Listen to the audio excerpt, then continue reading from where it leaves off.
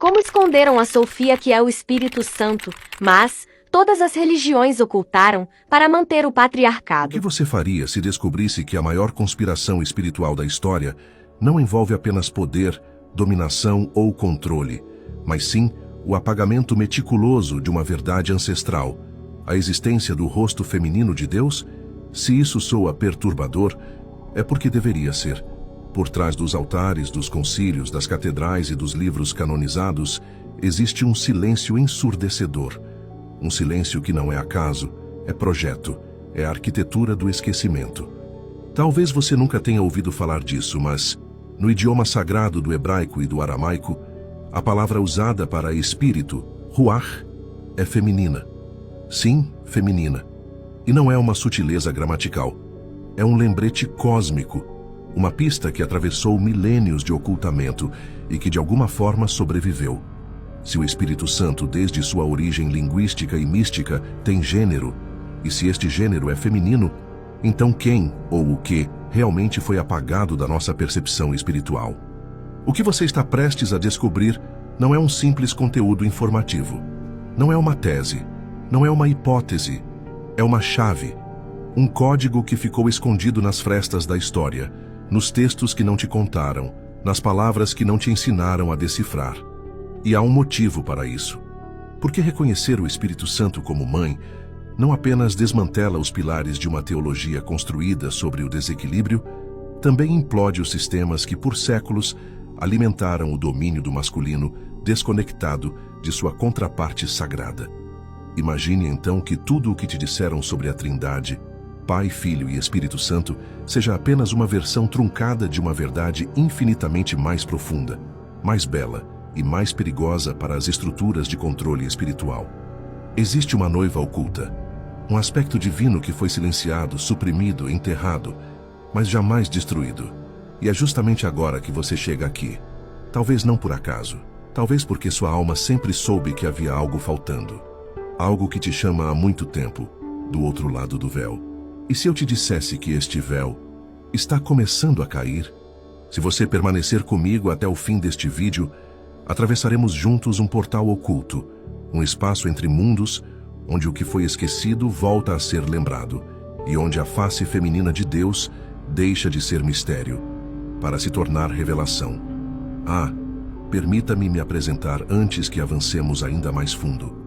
Eu sou Leandro, e você está no canal Liberdade Espiritual. Hoje, te convido não apenas a ouvir, mas a recordar. Porque quando a mãe retorna, nada permanece como antes. Imagine um deserto, seco, silencioso, imóvel há milhares de anos. Mas sob suas areias, um ventre oculto guarda um segredo que aguarda pacientemente o momento certo para emergir. Esse momento chegou em 1945, enquanto o mundo assistia ao horror das bombas e das guerras, enquanto nações inteiras ruíam. O solo do Alto Egito se abriu, como se a própria terra, cansada do silêncio, decidisse devolver à humanidade uma parte daquilo que lhe foi roubado. Ali em Nag Hammadi foram descobertos 13 códices, compostos por mais de 50 textos, manuscritos gnósticos, evangelhos proibidos, tratados interditos, palavras que o tempo não pôde apagar, porque elas não eram apenas tinta e pergaminho, eram sementes, códigos vivos esperando o momento certo para germinar, e dentro deles, uma revelação que desafia tudo o que nos ensinaram sobre Deus, o Espírito e a própria natureza da realidade. Quando você ouve falar em evangelhos, provavelmente pensa naqueles 4 conhecidos, Mateus, Marcos, Lucas e João. Mas, e se eu te dissesse que havia outros? Evangelhos que nunca chegaram até você.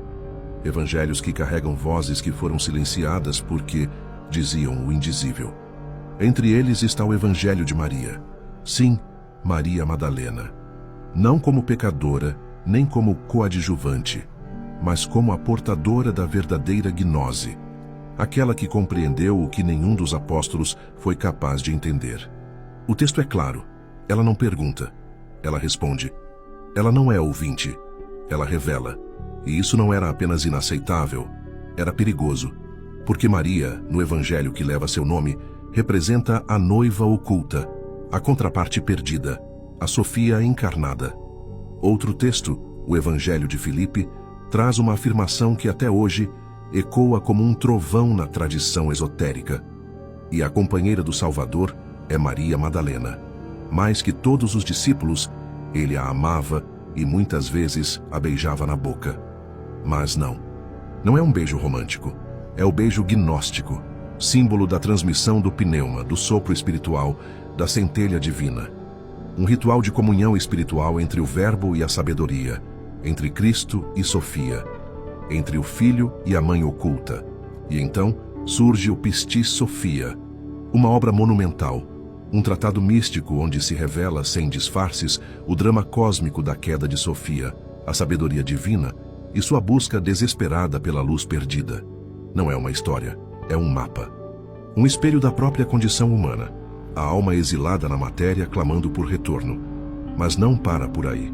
No texto chamado Hipóstase dos Arcontes e no Evangelho da Verdade, surge uma cosmologia radical. O Deus do Antigo Testamento não é o Deus Supremo, é o demiurgo, o arquiteto da prisão material, o guardião da ignorância. E foi ele quem tentou apagar da criação a memória da mãe. Mas a linguagem tem memória, e ela trai o segredo. Em hebraico, a palavra para espírito é ruach, gramaticalmente feminina. Em aramaico, a língua que Jesus falava é ruka, também feminina. Foi só na transição para o grego, com pneuma, que o gênero se dissolveu, tornando-se neutro. E depois, no latim e nas línguas modernas, o espírito tornou-se um conceito sem rosto. Ou pior, masculinizado. Resultado? A mãe virou vento. O ventre virou sopro. A noiva virou silêncio. Mas seria isso apenas um erro linguístico? Ou uma estratégia espiritual? Reflita nisso. Por que exatamente no final da Segunda Guerra Mundial, quando o mundo estava à beira do colapso, esses textos emergem